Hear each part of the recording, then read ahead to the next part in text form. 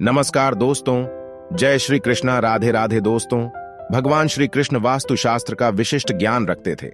उन्होंने समय समय पर धर्मराज युधिष्ठिर को वास्तुशास्त्र का ज्ञान दिया।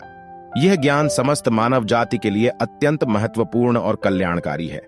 भगवान श्री कृष्ण ने दो ऐसे पेड़ पौधों के बारे में बताया है जिनका भवन की सीमा में होना दुख एवं दरिद्रता लेकर आता है। यह वृक्ष घर के सामने होने से उस घर में निवास करने वाले लोगों की कभी उन्नति नहीं होती है।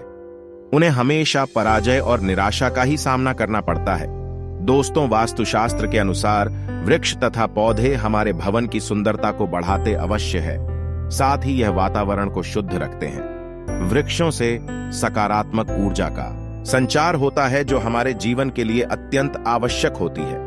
वृक्ष नकारात्मकता को कम करके वातावरण को अधिक सकारात्मक बनाने का कार्य करते हैं। घर के सामने शुभ पेड़ पौधे लगाने से घर में बरकत आती है।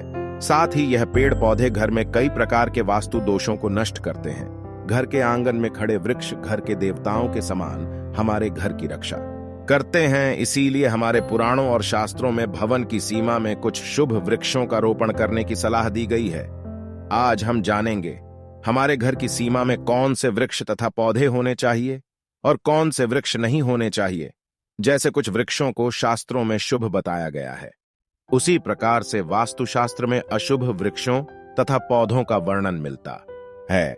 इन वृक्षों का घर की सीमा में होना अशुभ और अमंगलकारी होता है। यह वृक्ष घर के सामने होने से दुख व दरिद्रता का सामना करना पड़ता है।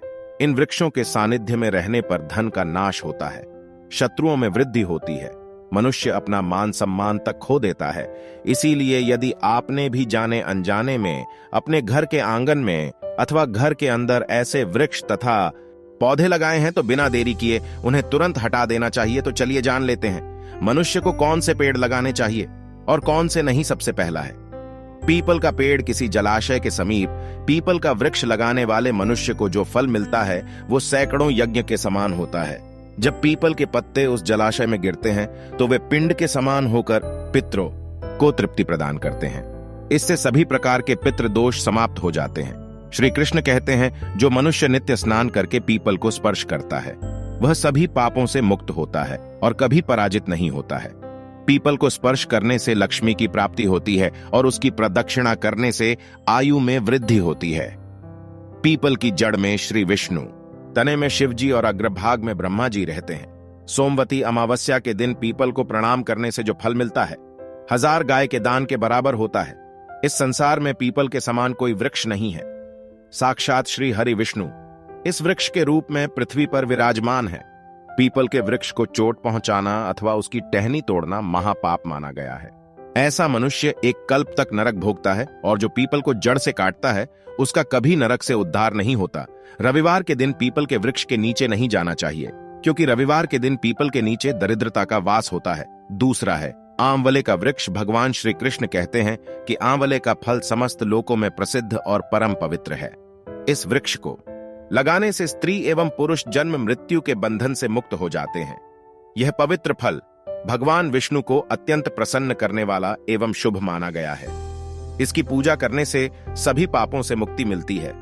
आंवला खाने से आंखों की रोशनी एवं आयु बढ़ती है तथा समस्त रोगों का नाश होता है। और अव्वल को जल में मिलाकर स्नान करने से दरिद्रता दूर हो जाती है और सभी प्रकार के ऐश्वर्य प्राप्त होते हैं। जिस घर में आंवला सदा मौजूद रहता है उस घर में कभी दैत्य और राक्षस नहीं आते हैं। एकादशी के दिन अगर आंवला मिल जाए तो संसार के सभी तीर्थों से बढ़कर फल प्राप्त होता है। अपने हाथों से आंवला का वृक्ष लगाने वाला फिर से मृत्यु लोक में जन्म नहीं लेता है। जिस घर के सामने आंवले का वृक्ष होता है साक्षात लक्ष्मी नारायण निवास करते हैं। तीसरा है अशोक का वृक्ष। दोस्तों, पद्म पुराण के अनुसार अशोक के वृक्ष में अप्सराओं का निवास होता है। यह वृक्ष शोक का नाश करने वाला तथा निराश को समाप्त करने वाला होता है। इस वृक्ष को घर के पास लगाने से घर में सुख शांति बनी रहती है। अशोक का वृक्ष शीतलता और यौवन प्रदान करने वाला होता है। माता लक्ष्मी ने जब देवी सीता के रूप में अवतार लिया था तब रावण द्वारा अपहरण करने के बाद उनका वास अशोक वाटिका में था। अशोक के वृक्ष ने माता सीता की बहुत सेवा की थी। इसीलिए मां सीता ने अशोक के वृक्ष को यह वरदान दिया था जिस स्थान पर यह वृक्ष होगा वहां पर उनका सदैव ही निवास होगा। चौथा है पाकड़ का वृक्ष पद्म पुराण के अनुसार प्रत्येक मनुष्य को पाकड़ का वृक्ष को अवश्य लगाना चाहिए। यह वृक्ष लगाने से जो फल मिलता है वह महायज्ञ के समान होता है। कलयुग में मनुष्य यज्ञ नहीं कर पाएंगे, इसीलिए उन्हें एक पाकड़ का वृक्ष अवश्य लगाना चाहिए। 5वां है नियम का वृक्ष। पद्म पुराण के अनुसार नियम का वृक्ष लगाने से सूर्य देव प्रसन्न होते हैं। नियम का वृक्ष आयु प्रदान करने वाला माना गया है। इसे घर के पास लगाने से नाना प्रकार के रोगों से छुटकारा मिलता है। माता लक्ष्मी को नीम के पत्ते अधिक प्रिय होते हैं, इसलिए वह नीम के वृक्ष के पास निवास करती हैं। घर के सामने नीम के वृक्ष का रोपण करने से धन संपत्ति की प्राप्ति होती है। पता है 6वां है जामुन का वृक्ष। यदि कोई मनुष्य कन्या प्रताप की कामना करता है तो उसे जामुन का वृक्ष अवश्य लगाना चाहिए। पद्म पुराण के अनुसार जिस मनुष्य के घर के सामने जामुन का वृक्ष, उसके घर में कन्या का जन्म होता है जो कुल का गौरव बढ़ाती है। 7वां है बेल का वृक्ष। पद्म पुराण के अनुसार बेल के वृक्ष में भगवान शिव और गुलाब में देवी पार्वती का निवास है, इसलिए अगर बेल के वृक्ष के पास गुलाब का पौधा लगाया जाए तो शिव पार्वती का आशीर्वाद प्राप्त होता है। उस घर में कभी दुख दरिद्रता नहीं आती, उस घर में कभी कोई अकाल मृत्यु नहीं होती है और कोई स्त्री विधवा नहीं बनती है। 8वां है नारियल का पेड़। नारियल का पेड़ लगाने से पुरुष अनेक स्त्री का पति बनता है।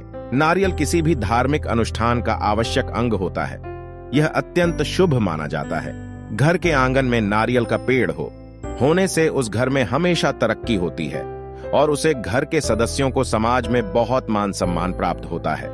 सुंदर पत्नी की कामना करने वाले मनुष्य को अनार का वृक्ष लगाना चाहिए। पलाश का पेड़ ब्रह्मांड के लिए तेज प्रदान करता है, इसीलिए इसका रोपण अवश्य करना चाहिए। और वंश वृद्धि और संतान प्राप्ति की कामना करने वाले मनुष्य को अनकोल का वृक्ष अवश्य लगाना चाहिए। अगर मनुष्य किसी बीमारी से पीड़ित है तो उसे खैर का वृक्ष लगाना चाहिए। खैर का वृक्ष लगाने से बड़े बड़े रोग नष्ट हो जाते हैं। यह वृक्ष आरोग्य प्रदान करने वाला होता है। मोगरे के पेड़ में गंधर्व निवास करते हैं, इसीलिए इस पौधे का रोपण अपने घर के पास अवश्य करना चाहिए। मोगरे के पेड़ का रोपण करने से कार्यों में सिद्धि और शुभ फलों की प्राप्ति होती है। खासकर कला के क्षेत्र में काम करने वाले लोगों को यह पौधा अवश्य लगाना चाहिए।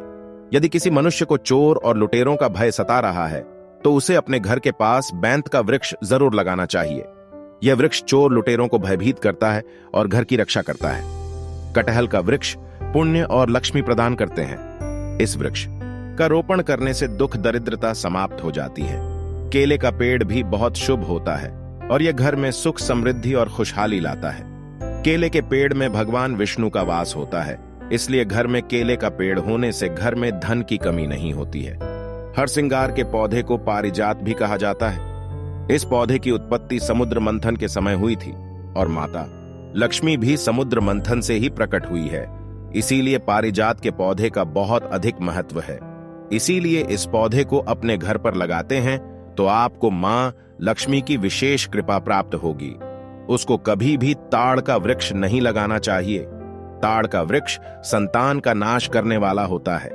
जिस घर के पास ताड़ का वृक्ष होता है उस घर के संतानों की कभी उन्नति नहीं होती है। मनुष्य को कभी भी अपने घर के पास बाहेड़े का वृक्ष नहीं लगना चाहिए होता है।